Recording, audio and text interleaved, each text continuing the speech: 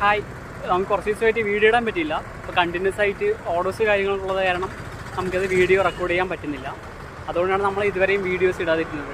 നമ്മുടെ delivery service already നമുക്ക് വന്നിട്ട് 10 കിലോമീറ്റർ നമ്മൾ ആദ്യം ചെയ്തുകൊണ്ടിരുന്നത്.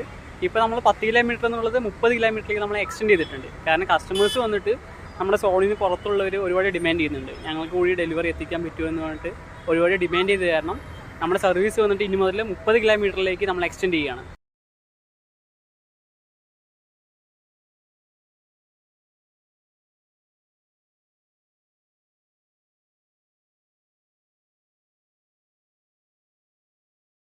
നമ്മൾ സ്വിഗ്ഗി സൊമാറ്റോ ചെയ്യുന്ന പോലെ ഒറിജിനൽ പ്രൈസിൽ നിന്ന് റേറ്റ് കൂട്ടിയിട്ട് വീണ്ടും കസ്റ്റമർക്ക് ഡിസ്കൗണ്ടും കൊടുത്തിട്ട് അതേപോലെ പ്ലാറ്റ്ഫോം ഫീസും GST ചേർത്തിട്ട് നമ്മൾ ഒരു അഡീഷണൽ ചാർജും അതേപോലെ തന്നെ ഹിഡൻ ഫീസും നമ്മൾ ഈടാക്കുന്നില്ല.